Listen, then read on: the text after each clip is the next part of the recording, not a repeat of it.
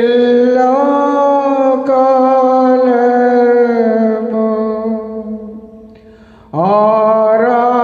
ஆராதனையும் புகழும் போற்றியும் மாட்சிமையும் உண்டாக கடவுது. நிலையான புகழுக்குரிய தூய இறை நற்கருணைக்கு எல்லா காலமும் ஆராதனையும் புகழும் போற்றியும் மாட்சிமையும் உண்டாக கடவுது. நிலையான புகழுக்குரிய தூய இறை நற்கருணைக்கு எல்லா காலமும்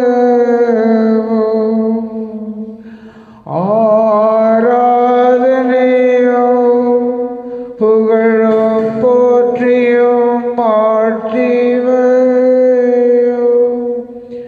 உண்டாக கடவுது.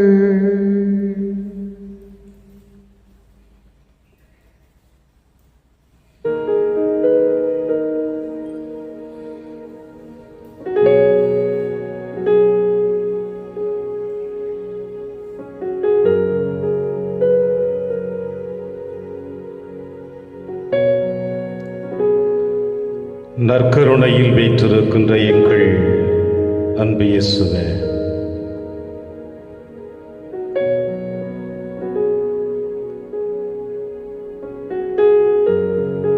இதோ உம்முடைய திருப்பாதத்தில் வந்திருக்கின்ற உம்முடைய குழந்தைகளாகி எங்களை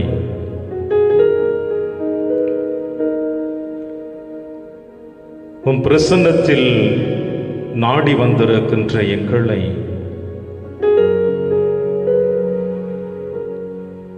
உமது அன்பிற்காக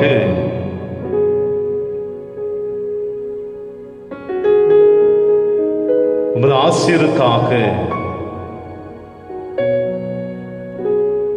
உம்முடைய அரவணைப்பிற்காக எந்நாளும் ஏங்கி தவித்துக் கொண்டிருக்கின்ற நாங்கள் இதோ உம்முடைய முன்னிலையில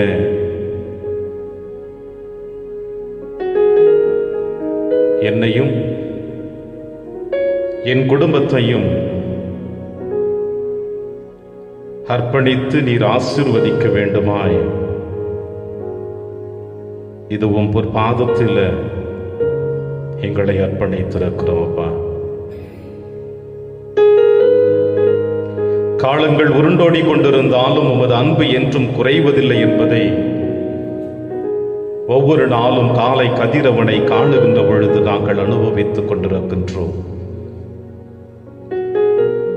இந்த உலகத்திலே எத்தனை மாற்றங்களை நாங்கள் சந்தித்தாலும் உமது அன்பிலும் அரவணைப்பிலும் நாங்கள் மாற்றங்களை சந்தித்ததில்லை என்பதை உணர்கின்றோம். உறவுகள் எங்களை வெறுத்தாலும், உலகம் எங்களை ஒதுக்கி வைத்தாலும், உம்முடைய உள்ளங்கையில் பொறித்து வைக்கப்பட்ட எங்களுடைய பெயர்கள் இன்று வரை அழிக்கப்படவில்லை என்பதை நாங்கள் உணர்ந்திருக்கின்றோம்.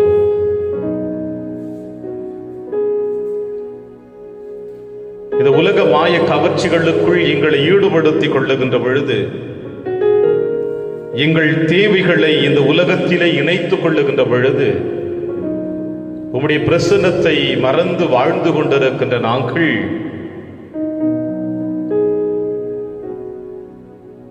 எத்தனை முறை உம்மை விட்டு விலகி விலகி சென்றாலும் நீர் ஒருபொழுதும் எங்களை கைவிடுவதில்லை என்பதை நாங்கள் உணர்ந்திருக்கின்றோம் இயேசுவே. இது இந்த நேரத்தில் எங்களை நீர் உற்று நோக்குவீராக.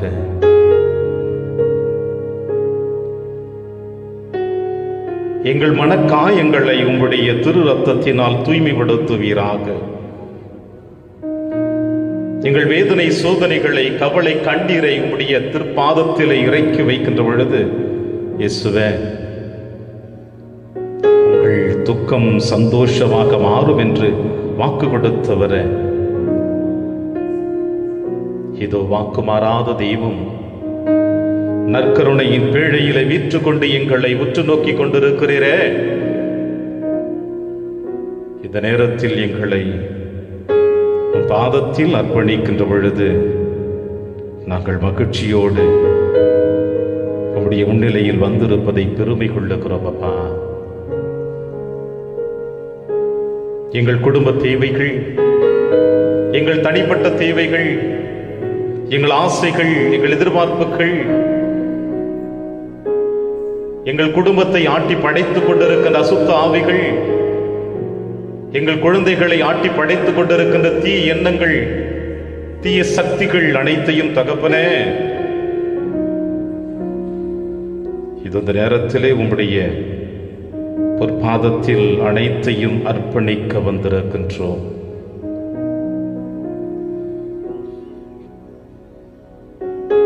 சுமை சுமந்து சோர்ந்திருப்பவர்களை எல்லோரும் என்னிடம் ஆறுங்கள் என்று வாக்கு கொடுத்தவர, வாக்கு மாறாத தெய்வம் நீர்.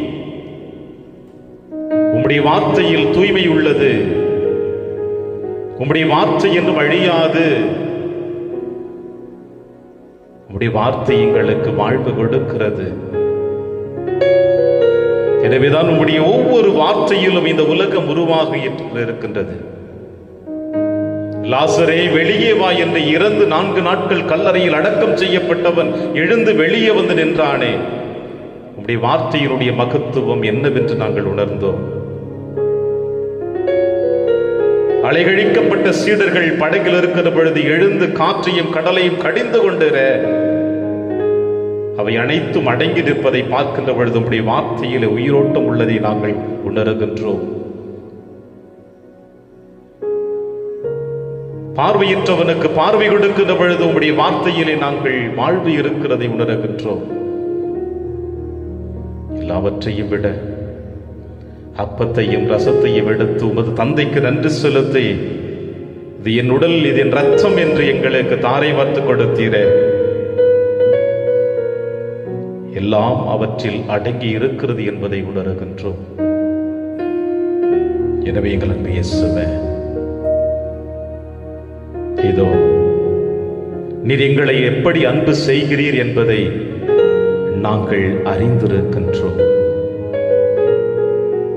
இந்த நாட்களும் உம்மை அன்பு கூறுகின்றோம். உம்மை ஆராதிக்க வேண்டும், உம்மை தண்டனிட்டு வணங்க வேண்டும். ஏனென்றால் வாக்கு மாறாத தேவன் எங்களை எப்பொழுதும் நீர் ஆசீர்வதிக்கக்கூடியவர் என்பதை உணர்ந்து, அப்பா அப்படி திருப்பாதத்தில் எங்களை அர்ப்பணிக்கிறோம். இயேசுவே, எங்களை ஏற்றுக்கொள்ளும், எங்களை ஆசீர்வதியும், எங்களை தூய்மையாக்கும், எங்களை புனிதப்படுத்தும். எங்கள் மனக்காயங்களை, எங்கள் மனவேதனைகளை, எங்கள் உள்மனதில் ஏற்பட்ட ஒவ்வொரு கஷ்டங்களையும் இயேசுவே உம்முடைய திரு ரத்தத்தினால் தோய்த்து ஆசீர்வதித்து, காயமுள்ள இதயத்தை உம்முடைய ரத்தத்தினால் மருந்திட்டு அதை குணமளிக்க வேண்டும் என்று இயேசுவே அப்பா இந்த நேரத்தில் எங்களை அர்ப்பணிக்கிறோம். எங்களை ஆசீர்வதியும். அன்பு கூறுவேன் இன்னும் அதிகமாய். இயேசுவே, உம்மை நாங்கள் அன்பு கூறுவோம் இன்னும் அதிகமாய். ஏனென்றால் எங்களை ஆசீர்வதித்து வழிநடத்தக்கூடியவர் என்பதை உணர்ந்து, இதோ இந்த பாடல் வரிகளின் வழியாகப்பா எங்கள் அன்பை உமது பாதத்தில் சமர்ப்பிக்கின்றோம். இயேசுவே, ஏற்றி எங்களை வழிநடத்தும்.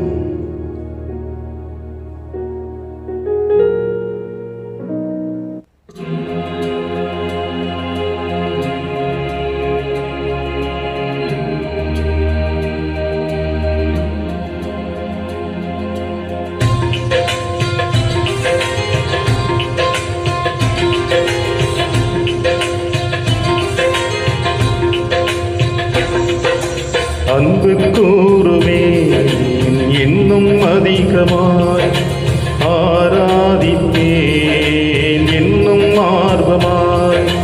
அன்பு கூறுவேன் இன்னும் அதிகமாய், ஆராதிப்பேன் இன்னும் ஆர்வமாய். முழு உள்ளத்தோடு ஆராதிப்பேன், முழு வேலத்தோடு அன்பு கூறுவேன். ஆராதனை ஆராதனை ஆராதனை ஆராதனை ஆராதனை ஆராதனை ஆராதனை ஆராதனை.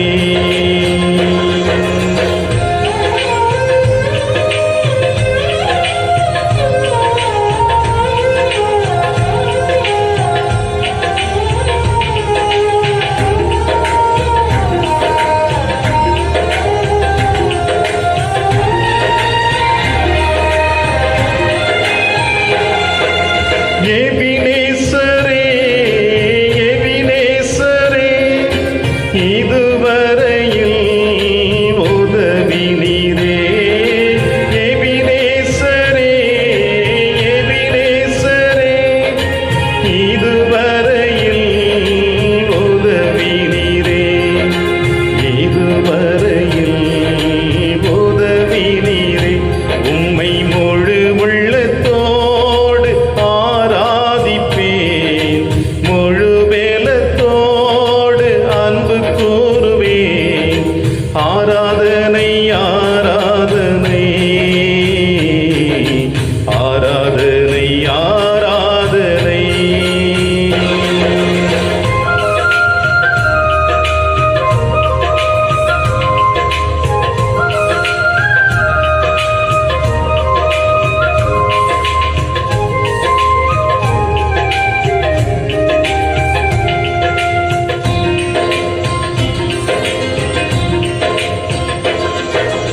எல்ரோயி எல்ரோயி, என்னை கண்டீரே நன்றி ஐயா.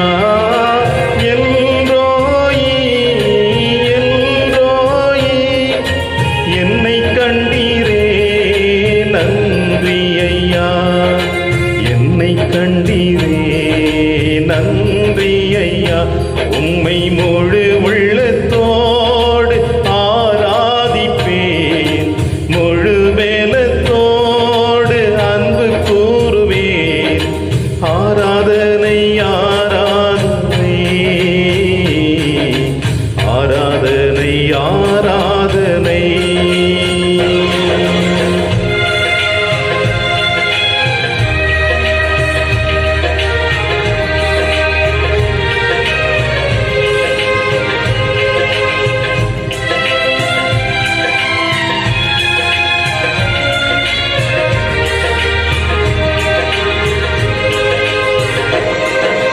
யெகோவா ரப்பா யெகோவா ரப்பா, சுகம் தந்தீரே நன்றி ஐயா. யெகோவா ரப்பா யெகோவா ரப்பா, சுகம் தந்தீரே நன்றி ஐயா. சுகம் தந்தீரே நன்றி ஐயா. உம்மை முழு உள்ளத்தோடு ஆராதிப்பேன், முழு வேலத்தோடு அன்பு கூறுவேன். ஆராதனை ஆராதனை ஆராதனை ஆராதனை. அன்பு கூறுவேன் இன்னும் அதிகமாய், ஆராதிப்பேன் இன்னும் ஆர்வமாய். அன்பு கூறுவேன் இன்னும் அதிகமாய், ஆராதிப்பேன் இன்னும் ஆர்வமாய். முழு உள்ளத்தோடு ஆராதிப்பேன், முழு வேலத்தோடு அன்பு கூறுவேன். ஆராதனை ஆராதனை ஆராதனை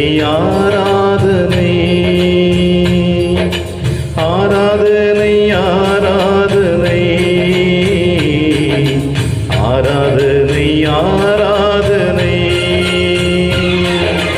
ஆராதனை ஆராதனை ஆராதனை ஆராதனை.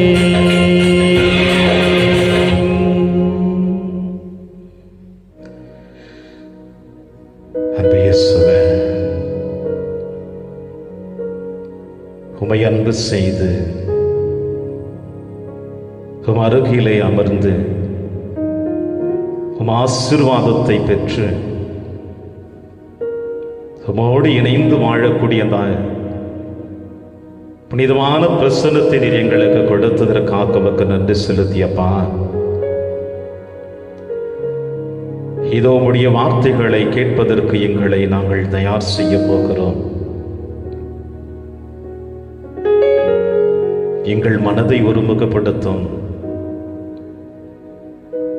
எங்கள் உள்ளத்தின் ஆழத்தில் இருக்கின்ற எண்ணங்களை நீர் சீர்தூக்கி பார்த்து உமது ஆசீரால் எங்களை நீர் வழிநடத்த வேண்டும் என்று இயேசுவே இந்த நேரத்தில் உம்முடைய திருக்கரங்களில் எங்களை அர்ப்பணிக்கிறோம். ஆசீர்வதியும் இயேசுவே. எங்கள் எண்ணத்தை, எங்கள் சிந்தனைகளை, எங்கள் உள்ளத்தையும் உடலையும் இது இந்த நேரத்தில் உம்முடைய திருமுன்னிலையில் அமர்ந்திருக்கின்ற நாங்கள்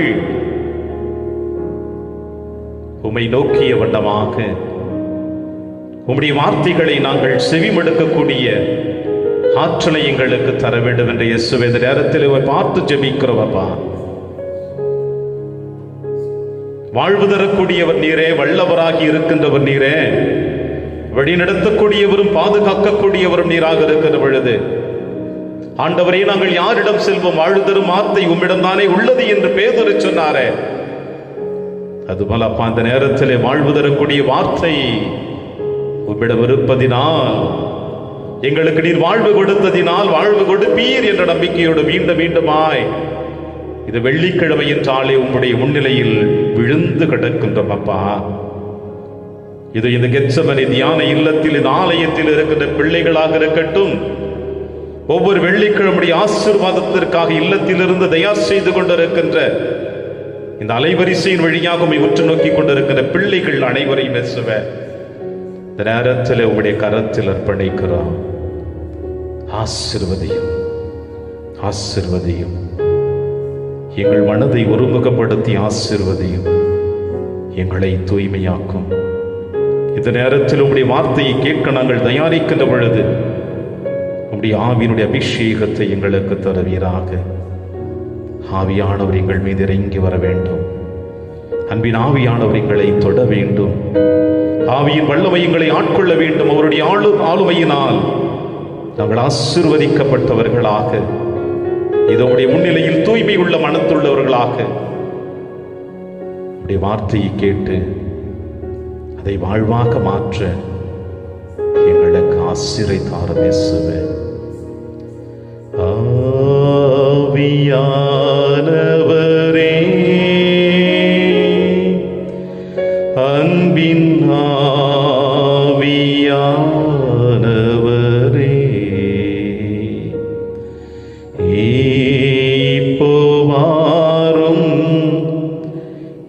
இறங்கி வாரும் எங்கள் மத்தியிலே,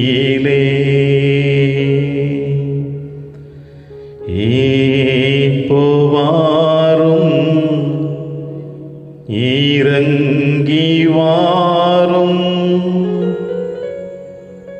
எங்கள் மத்தியிலே.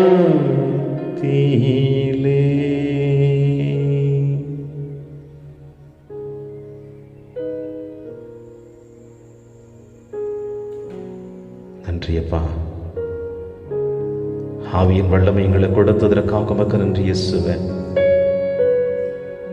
உம்முடைய பிரசன்னத்தின் வழியாக ஆவியானவர் எங்களை ஆட்கொள்ள பரிந்துரை செய்ததற்காக உமக்கு நன்றி செலுத்தி, இதோடைய வார்த்தைகளை செவிமடுக்கக்கூடிய உம்முடைய பிள்ளைகளாக எங்களை வழிநடத்த வேண்டும் என்று எங்கள் ஆண்டவராகிய கிறிஸ்து வழியாக மன்றாடுகின்றோம். ஆமென், ஆமென், ஆமென்.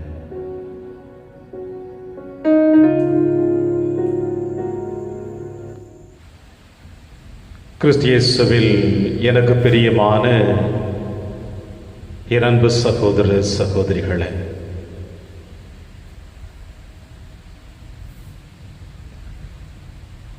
மனிதனுடைய வாழ்க்கையில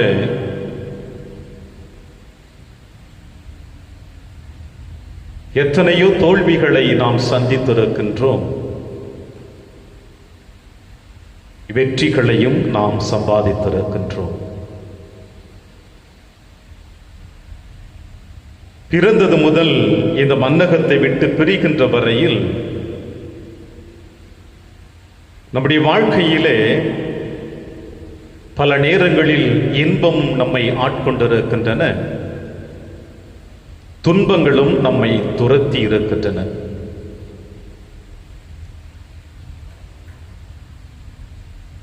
இந்த மன்னக பயணம் என்பது இந்த இரண்டையும் கலந்ததாக நாம் காணுகின்றோம்.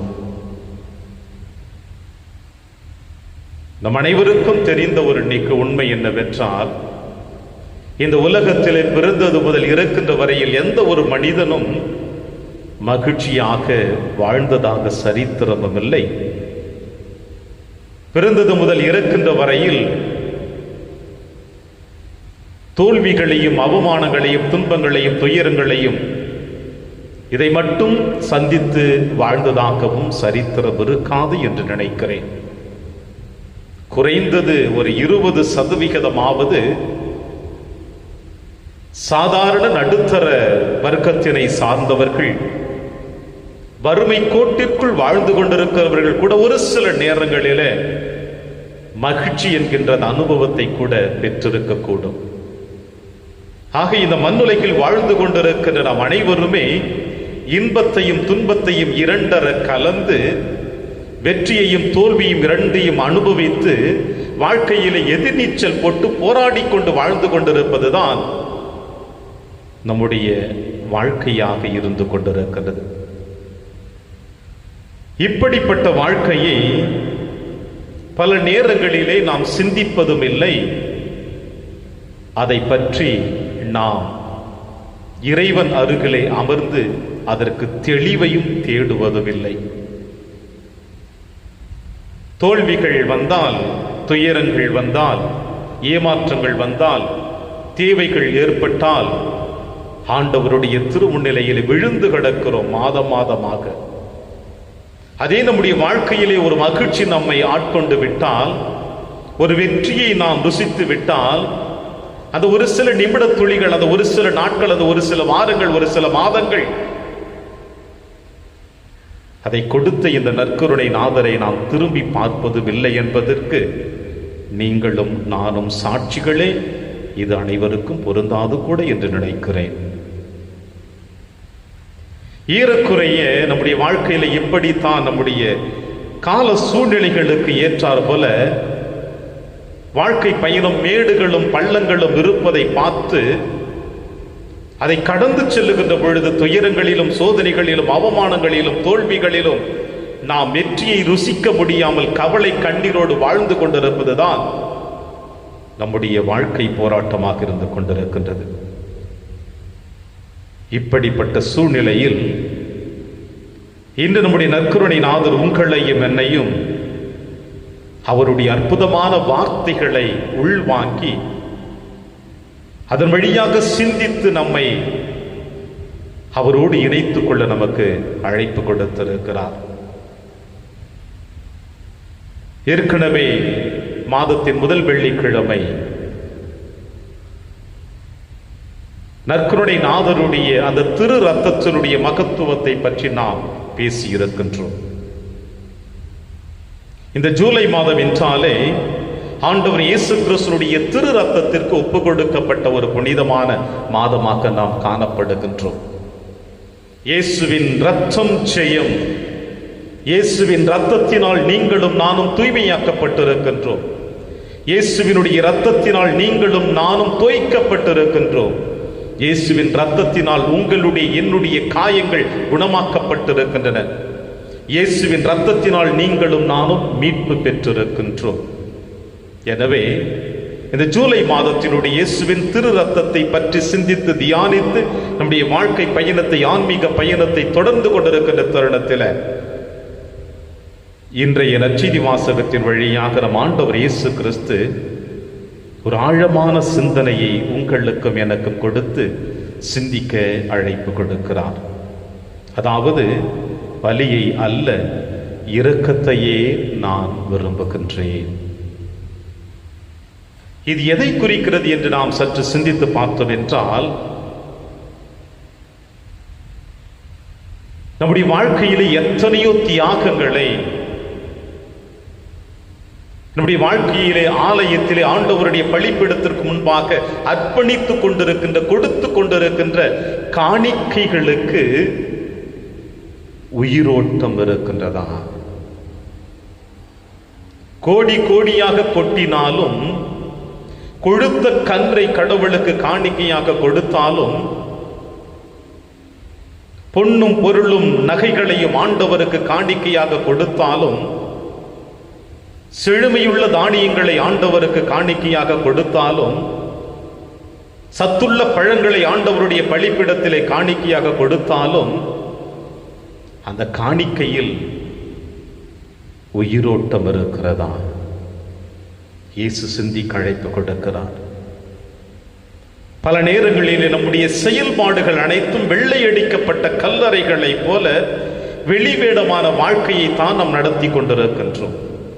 பலருடைய பார்வைக்கு நாம் நல்லவர்களாக தெரிய வேண்டும் என்பதற்காக ஆலயங்களிலும் பொதுக்கூடங்களிலும் நாம் நம்மையே முழுவதுமாக நம்முடைய வெளிச்சத்தை மறைத்து, நம்முடைய உள் தோற்றத்தை மறைத்து, நம்முடைய மறைமுகமான வாழ்க்கையை மறைத்து வெளிவேடமான வாழ்க்கையை ஆண்டவருடைய திருமுன்னிலையில் கொடுப்பதை போல சமுதாயத்தின் முன்னிலையிலே நாம் நல்லவர்கள் என்கின்ற வாழ்க்கை வாழ்ந்து கொண்டிருக்கின்றோம்.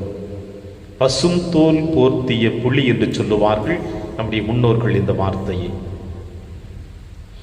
எனவேதான் இயேசு சொல்லுகிறார், பலியை அல்ல, இரக்கத்தையே நான் விரும்புகிறேன். உங்களுடைய செயல்பாடுகளில், உங்களுடைய காணிக்கைகளில், உங்களுடைய வார்த்தைகளில் உயிரோட்டம் இருக்க வேண்டும். அது இரக்கத்தின் அடிப்படையில் இருந்தால்தான் என்று இயேசு சொல்லுகிறார். ஏன் என்று பார்க்கிற பொழுது இன்றைய முதல் வாசகமும் விடுதலை பயணம் 11ஆம் அதிகாரம் 10ஆம் வசனம் முதல் 12ஆம் அதிகாரம் 14 முடிய இன்றைய இந்த முதல் வாசகத்தில் காணப்படக்கூடிய வழிகாட்டு நெறிமுறைகளும், அதாவது கடவுள் இஸ்ரேல் மக்களுக்கு காட்டிய வழிகாட்டு நெறிமுறைகளும், இன்றைய நற்செய்தி வாசகம் மத்தேயு எழுதிய நற்செய்தி 12ஆம் அதிகாரம் 1 முதல் 8 முடிய வாசிக்கப்பட்ட வாசகத்தில் மனிதன் காட்டுகின்ற வழிகாட்டு நெறிமுறைகளும் எப்படி நமக்கு வாழ்வு கொடுக்கின்றது.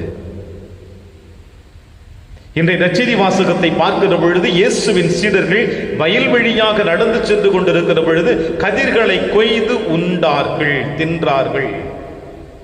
பசியின் மயக்கத்தினால், பசி தாங்க முடியாத தருணத்தினால் வயல்வெளியை செல்லுகிற பொழுது கதிர்களை கொய்து சற்று பசியாறுகிறார்கள். வழிகாட்டு நெறிமுறைகள் கொடுத்த பரிசேயர்கள், மறைநூல் அறிஞர்கள், சதுசேயர்கள், இஸ்ரேல் இனத்தை வழிநடத்தி கொண்டிருப்பவர்கள், மக்கள் முன்னிலையிலே தங்களை உண்மையுள்ளவர்கள், நேர்மையுள்ளவர்கள் என்று பிதற்றிக் கொண்டிருக்கிறவர்கள், வெள்ளையடிக்கப்பட்ட கல்லறைகளைப் போல வாழ்ந்து கொண்டிருக்கிறவர்கள், தங்களை சார்ந்தவர்களை, தங்களுக்கு அடிமைகளாக இருக்கின்றவர்களை எப்படி வழிநடத்தி கொண்டிருக்கிறார்கள் என்பதற்கு இன்றைய நற்செய்தி வாசகம் சிறந்த சான்றாக காணப்படுகிறது. ஏன் உங்களுடைய சீடர்கள் ஓய்வு நாளில் செய்யக்கூடாததை செய்கிறார்கள்?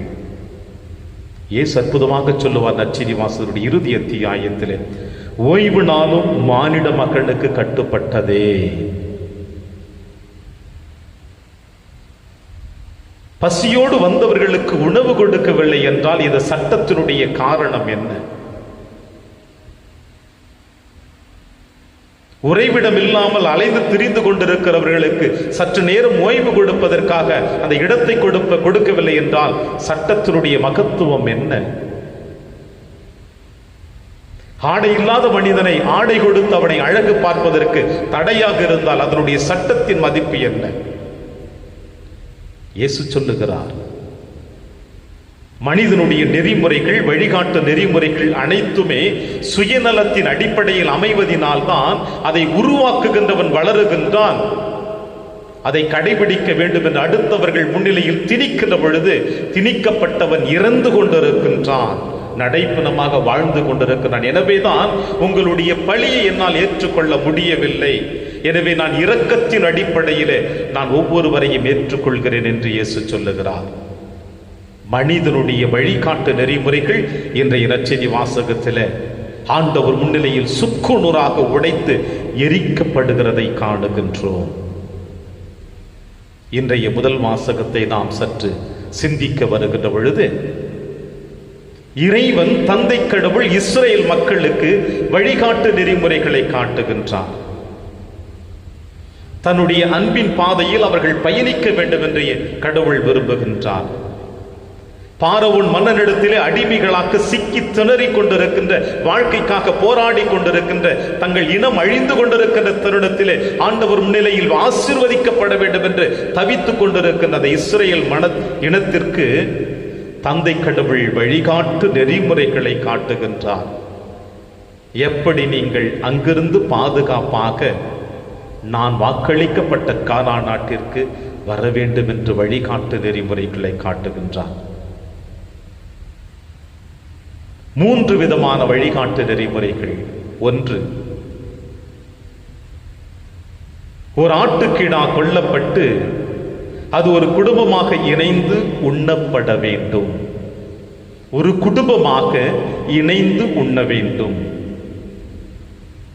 2வது, கொல்லப்பட்ட ஆட்டின் இரத்தம் வீட்டின் நிலைவாயிலில் பூசப்பட வேண்டும். 3வது, வழிப்பயணத்தில் இருப்பவர்கள் போல அவர்கள் அந்த உணவை உண்ண வேண்டும். 3 அற்புதமான நெறிமுறைகள், வழிகாட்டு சிந்தனைகள். போராடி கொண்டிருக்கின்ற இந்த இஸ்ரேல் இனங்கள் ஆண்டவருடைய குரல் செவிமடுக்கப்பட்டு ஆண்டவர் அவர்களை சந்திக்க வருகின்ற பொழுது அவர்களுக்கு சொல்லுகின்ற வார்த்தை, முதலிலே நீங்கள் ஒரு குடும்பமாக ஒன்றாக இணையுங்கள். தனிநபருடைய வாழ்க்கை அல்ல, மாறாக குடும்பமாக இருக்க வேண்டும். நம்முடைய முன்னோர்கள் அற்புதமாக ஒரு சொல்லாடல் சொல்லுவார்கள், தனிமரம் தோப்பாக இருக்காது. ஒரு கை தட்டினால் ஓசை வராது, பல கைகள் தட்டுகின்ற பொழுதுதான் ஓசை வரும். எப்பொழுதுமே தனிமரம் தோப்பாக மாற்றப்படாது. எனவே தனி மனிதனுடைய வாழ்க்கை, தனி மனிதனுடைய போராட்டம் எப்பொழுதுமே வெற்றியை தராது. இணைந்து போராடக்கூடிய குடும்பமாக இருக்கின்ற போராட்டம் தான் வெற்றியை தரும் என்று சொல்லுகிறார். இணைந்து போராடுவது, இணைந்து வாழுவது, இணைந்து செயல்படுவது என்பது உண்மையிலேயே ஒரு சமுதாயத்திற்கு நல்ல வழிகாட்டு நெறிமுறைகள். ஒரு 10-15 ஆண்டுகளுக்கு முன்னதாக நம்முடைய சமுதாயத்திலே பார்த்திருப்போம் கூட்டு குடும்பம் என்று சொல்லக்கூடிய வாழ்வு. எல்லோரும் ஒன்றாக இணைந்து தங்களுடைய வாழ்க்கையை நடத்தினார்கள். என்று தனி மனிதனுடைய வாழ்க்கை, ஒவ்வொரு மனிதனும் தனிமையாக வாழ வேண்டும் என்று விரும்புகிறார். ஒரு ஆணாக இருக்கட்டும், பெண்ணாக இருக்கட்டும், தனிமைப்படுத்தப்பட்ட வாழ்க்கை. அனைத்தும் எனக்கு தெரிந்துவிடும் என்ற எண்ணத்தோடு தனிமையிலே வாழ்ந்து கொண்டு அந்த மனிதன் யார் தன்னை தனிமைப்படுத்தி கொண்டிருக்கிறார்களோ அவருடைய வாழ்க்கையை நாம் சற்று புரட்டி பார்த்தோம் என்றால், அவர்களோடு அமர்ந்து 1 மணி நேரம் பேசினோம் என்றால், அவர்கள் உள்ளத்தின் ஆழத்தில் இருக்கின்ற குமரல்கள், வேதனைகள், கஷ்டங்கள் சொல்லி முடியாதவையாக காணப்படும். இறைவன் இஸ்ரேல் இனத்திற்கு கொடுத்திருக்கின்ற வாக்குறுதி, வழிகாட்டு நெறிமுறைகள், ஒரு குடும்பமாக இணைந்து உண்ணுங்கள், ஒன்றாக இணைந்து போராடுங்கள், உங்களுடைய சிந்தனை ஒன்றாக இருக்க வேண்டும் என்று கடவுள் அவர்களுக்கு முதல் வழிகாட்டு நெறிமுறையை காட்டுகின்றார். 2வது, கொல்லப்பட்ட ஆட்டின் இரத்தம் வீட்டின் நிலைவாயில் பூசப்பட வேண்டும் என்று சொல்லுகிறார். அன்று ஆட்டுக்குட்டியின் இரத்தத்தினால் பூசப்பட்ட அந்த வீட்டின் கதவு நிலைகளில் இருந்தவர்கள் பாதுகாக்கப்பட்டார்கள். ஏனென்றால் அவர்கள் அனைவரும் ஒரு குடும்பமாக இணைந்திருந்தார்கள். எந்த வீட்டின் வாசல் கதவில் ஆட்டுக்குட்டியின் ரத்தம் பூசப்பட்டிருந்ததோ அந்த குடும்பத்திலே தனி மனிதன் வாழவில்லை. கூட்டு குடும்பமாக இணைந்து தந்தை, மகன், பிள்ளைகள் அனைவரும் ஒன்றாக இணைந்து வாழ்ந்ததினால் அந்த ஆட்டுக்குட்டியின் ரத்தத்தினால் அவர்கள் பாதுகாக்கப்பட்டார்கள். இயேசுவின் திரு ரத்தத்தினால் பூசப்பட்டிருக்கின்ற நாம் திருச்சபை என்கின்ற குடும்பத்தோடு நம்முடைய வாழ்ந்து கொண்டிருக்கிற பெற்றோர்களோடு இணைந்து வாழுகின்ற பொழுது நாமும் பாதுகாக்கப்படுவோம் என்பதை ஆண்டவர் நமக்கு அற்புதமாக சொல்லுகிறார். மூன்றாவது வழிகாட்டு நெறிமுறைகள், வழிப்பயணத்தில் இருப்பவர்கள் போல அவர்கள் அந்த உணவை உண்ண வேண்டும் என்று சொல்லுகிறார். இறைவனிடம் அவர்கள் முறையிட்ட இந்த முறை, அவர்கள் இறைவனிடம் கேட்ட விண்ணப்பங்கள் அனைத்தும் செயல்பட வேண்டும் என்பதற்காக தந்தை கடவுள் அவர்களுக்கு கொடுத்திருந்த வாக்குறுதி, நீங்கள் தயாரித்திருக்கின்ற இந்த உணவை வழிப்பயணத்திற்கு தயாராக இருக்கிற நிலையில் உண்ணுவதைப் போல உண்ண வேண்டும். இது நாமும் நம்முடைய வாழ்க்கை ஆன்மீக பயணத்தினுடைய நோக்கமாக இருக்க வேண்டும். இந்த உலகத்தை சார்ந்த பயணமாக இருக்கக்கூடாது. நம்முடைய பயணம் அனைத்துமே ஆன்மீகத்தை நோக்கி, இறைவனை நோக்கி பயணிக்கக்கூடிய பயணமாக இருந்தால்தான் நம்முடைய வாழ்க்கை பயணம் இறைவனுடைய பிரசன்னம் என்றும் நமக்கு நிறைவை தரும் என்று இயேசு சொல்லுகிறார். பிரியமான என் அன்பின் சகோதர சகோதரிகளே, ஒவ்வொரு நாளும் நம்முடைய வாழ்க்கை பயணம் எப்படி இருக்கிறது? எதை நோக்கி நான் பயணித்துக் கொண்டிருக்கிறேன்?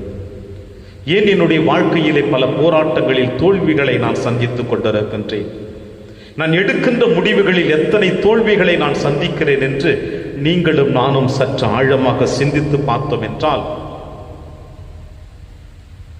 ஒரே ஒரு காரணம் மட்டும் தான் தெளிவாக காண முடியும். நம்மை நாம் தனிமைப்படுத்திக் கொண்டது. என்னுடைய விருப்பத்திற்காக, என்னுடைய வெறுப்பிற்காக, என்னுடைய ஆசைக்காக, என்னுடைய சுயநலத்திற்காக, என்னுடைய தேவைகளுக்காக என் குடும்பத்தை ஒதுக்கி, என் நண்பர்களை ஒதுக்கி, என் சமுதாயத்தை ஒதுக்கி தனிமையிலே நான் சுயநலமாக வாழ வேண்டும் என்று நாம் வாழ்ந்து கொண்டிருக்கின்ற ஒரே ஒரு ஒற்றை காரணத்தினால்தான் பல நேரங்களிலே நாம் தோல்விகளை நாம் அனுபவித்துக் கொண்டிருக்கின்றோம்.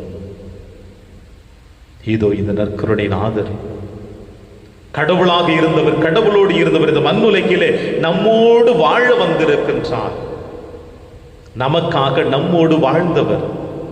தனிப்பட்ட முறையில் இந்த சமுதாயத்தில் அவர் போராடவில்லை. மாறாக 12 நபர்களை தேர்ந்தெடுத்து அவர்களோடு இணைந்து உங்களுக்காகவும் எனக்காகவும் இறையாட்சி பணிக்காக தன்னை ஈடுபடுத்திக் கொண்டார். நினைத்திருந்தால் தனிமையிலே தன்னுடைய இறையாட்சி பணியை நிறைவேற்றிருக்க முடியும். மனிதனுடைய வாழ்க்கை தனிமை அல்ல, மாறாக இணைந்து வாழக்கூடியது, குடும்பமாக இருக்கக்கூடியது என்று உணர்த்தத்தான் இயேசு மனிதனாக பிறந்து நம்மோடு இணைந்து வாழ ஆரம்பித்தார். எனவே நம்முடைய வாழ்க்கையிலே வெற்றியை ருசிக்க வேண்டும் என்றால், இறைவனை நாம் பார்க்க வேண்டும் என்றால், இறை பிரசன்னத்தை நாம் உணர வேண்டும் என்றால், இறைவனோடு நாம் பயணிக்க வேண்டும் என்றால், தனிமையை வெறுத்து, தனிமையை ஒதுக்கி வைத்துவிட்டு நாம் இறைவனோடும், சமுதாயத்தோடும், குடும்பத்தோடும், நண்பர்களோடும், உறவுகளோடும் இணைந்து வாழுகின்ற வாழ்க்கை தான் நமக்கு வெற்றியை தரும் என்று இயேசு இன்று உங்களுக்கும் எனக்கும் கூறுகிறார். எனவே இயேசுவின் வார்த்தைகளை செவிமடுத்து இயேசுவோடு இணைந்து வாழ இதோ நாம் மண்டியிடுவோம். அவருடைய ஆசீர்வாதத்தை பெறுவதற்காக கண்களை மூடி, இயேசுவே, இந்த நேரத்திலே உம்முடைய முன்னிலையில் எங்களை அர்ப்பணிக்கிறேன் என்று ஆண்டவருடைய திருக்கரத்தில் நம்மை அர்ப்பணிப்போம். அவர் உங்களையும் என்னையும் தன்னுடைய அன்பினால் பாதுகாக்கக்கூடியவர் என்பதை உணர்ந்து கொள்ளுவோம்.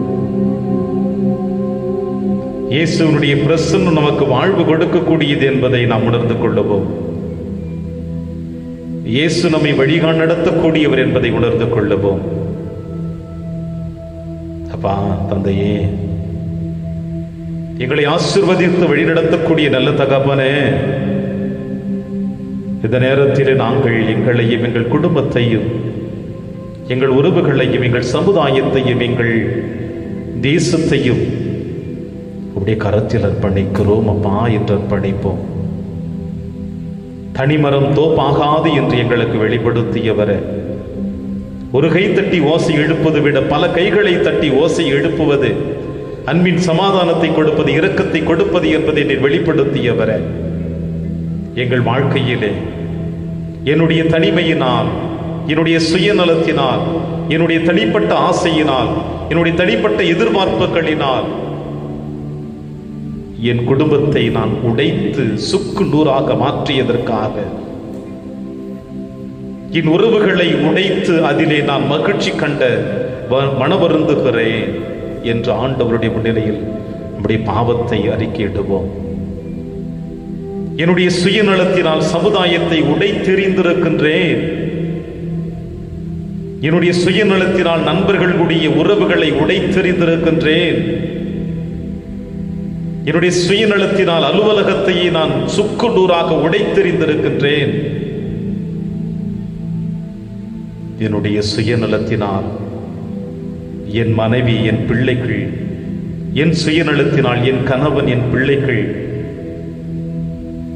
பிரிந்து வாழக்கூடிய அவலமான நிலைக்கு நான் தள்ளப்பட்டிருக்கிறேன் என்று மனமறந்து இயேசுவின் முன்னிலையில் நாம் மன்னிப்பை கூறுவோமா?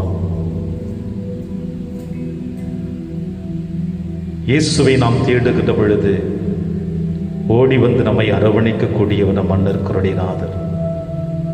கண்களை மூடி, இயேசுவே அப்பா,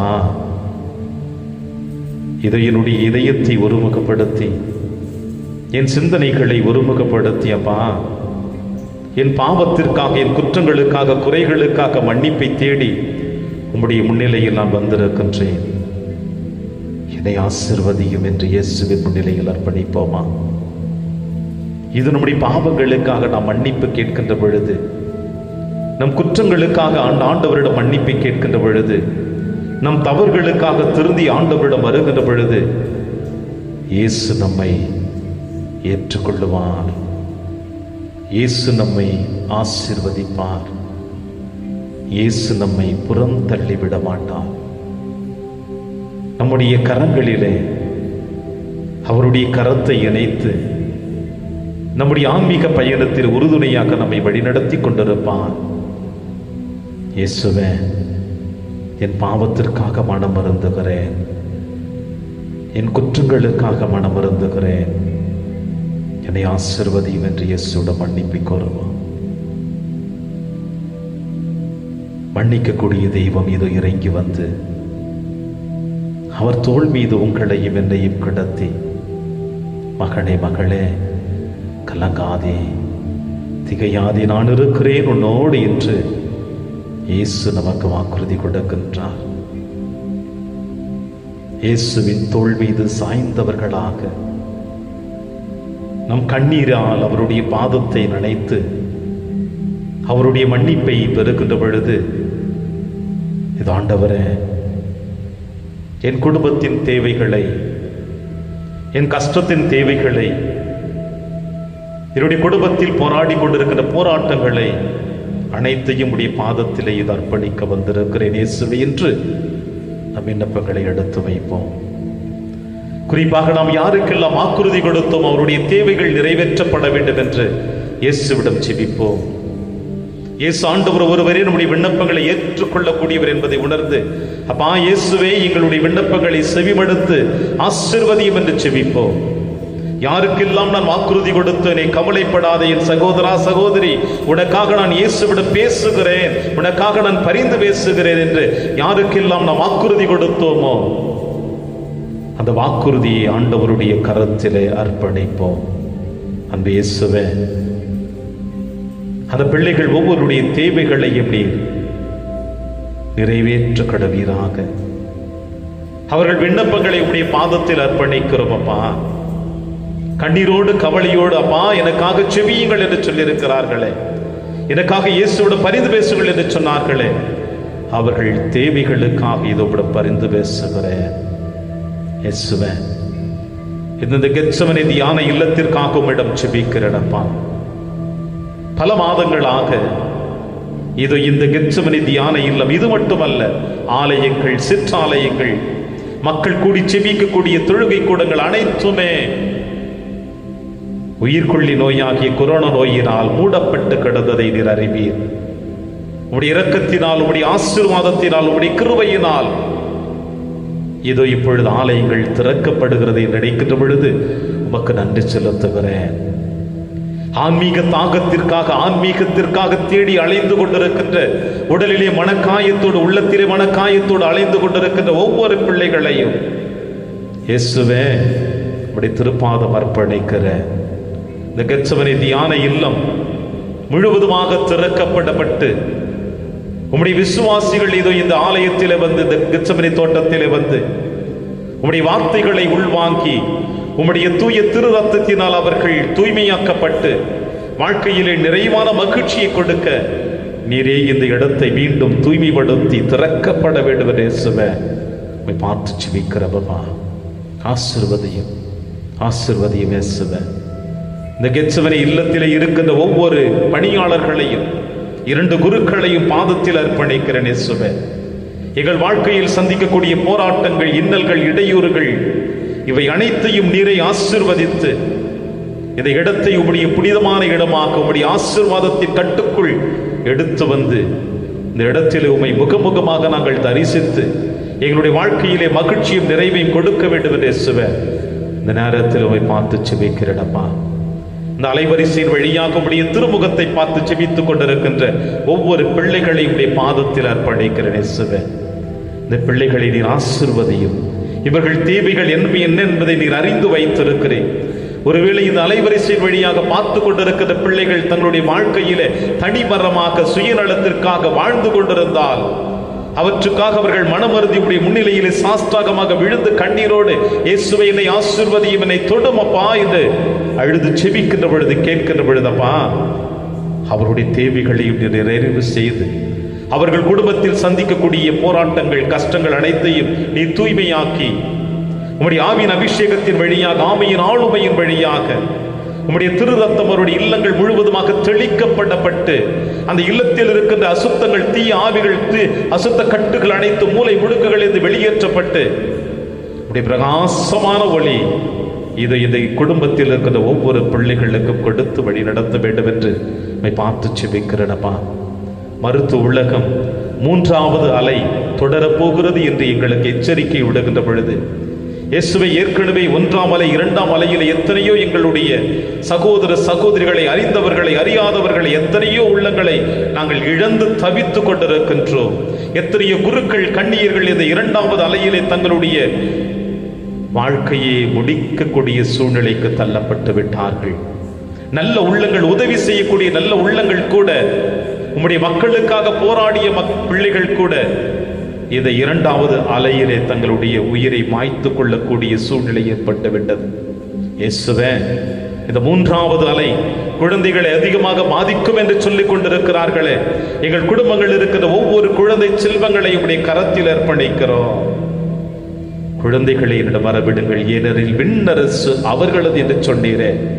குழந்தைகளைப் போல மாறாவிடில் உங்களுக்கு விண்ணரசில் இடமில்லை என்று சொன்னவரே, இப்படிப்பட்ட மாசு மறுவற்ற குழந்தைகள் ஒவ்வொன்றையும் எந்த அசுத்தங்களும் எந்த நோய்களும் தாக்காமல் உம்முடைய ஆவியின் வல்லமையினால், உம்முடைய பாதுகாப்பினால் இந்த குழந்தைகள் ஒவ்வொருவரையும் நீர் ஆசீர்வதித்து பாதுகாக்க வேண்டும் என்று ஜெபிக்கிறேன் இயேசுவே. நீர் வாக்களித்த கானான் நாட்டிற்கு, நீர் தேர்ந்தெடுக்கப்பட்ட இனமாகிய இஸ்ரேல் மக்களை மேகத்தூன் வழியாக, நெருப்புத்தூன் வழியாக பாதுகாப்பாக அழைத்து சென்றீர.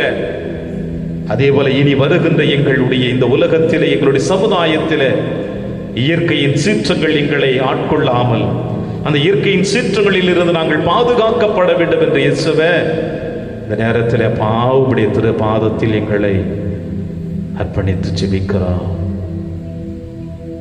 எங்கள் ஜெபங்களை கேட்டிருக்கிறீர் ஐயா.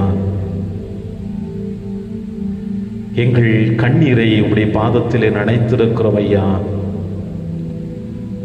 எங்கள் விண்ணப்பத்தை நீர் கேட்டிருக்கிறீர். எங்களுக்கு நிறைவான ஆசீர்வாதத்தை நீர் கொடுக்கிறீர், கொடுத்து விட்டீர் என்று உமக்கு நாங்கள் எங்கள் நன்றியின் பூக்களை திருப்பாதத்தில் இறக்கி வைத்து, இயேசுவே உம்முடைய ஆசீர்வாதத்திற்காக இதை நாங்கள் மண்டியிடுகிறோம். ஆசீர்வதித்து எங்களை வழிநடத்தும், ஆசீர்வதித்து எங்களை காப்பாற்றும், ஆசீர்வதித்து எங்களை புனிதப்படுத்தும். நன்றி இயேசுவே, நன்றி இயேசுவே, நன்றி இயேசுவே.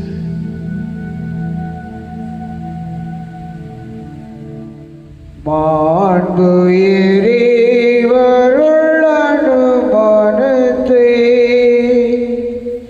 தாழ்ந்து பணிந்து ஆராதிப்போம். பழைய நியம முறைகள் அனைத்தும் இனி மறைந்து முடிவு பெறுக. புதிய நியம முறைகள் வருக. புலன்களாலே மனிதன் இதனை அறிய இயலா. குறையை நீக்க விசுவாசத்தின் உதவி பெறுக. பிதாவர்க்கும் சுதனவர்க்கும் புகழ்ச்சியோடு வெற்றியார்க்கும் மீட்பின் பெருமை மகிமையோடு வலிமை வாழ்த்து ஆக இருவரிடமாய் வருகின்றவரா தூய ஆவி ஆனவர்க்கும் அளவில்லாத சம புகழ்ச்சி என்றுமே உண்டாகுக.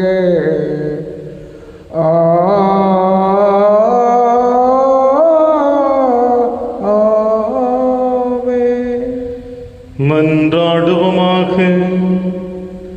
இறைவா, இந்த வியப்புக்குரிய திருவருட்சாதனத்திலே உம்முடைய பாடுகளின் நினைவை எங்களுக்கு விட்டு சென்றே. உமது திருவிடல் திரு ரத்தம் இவற்றின் மறைபொருளை வணங்கும் நாங்கள் உம்மைப்பின் பயனை இடைவிடாமல் அனுபவிக்க அருள் புரிவீராக. இறைவனாய் என்றென்றும் வாழ்ந்து ஆட்சி செய்கிற எங்கள் ஆண்டவர் இயேசு கிறிஸ்து வழியாக உம்மை மன்றாடுகின்றோம்.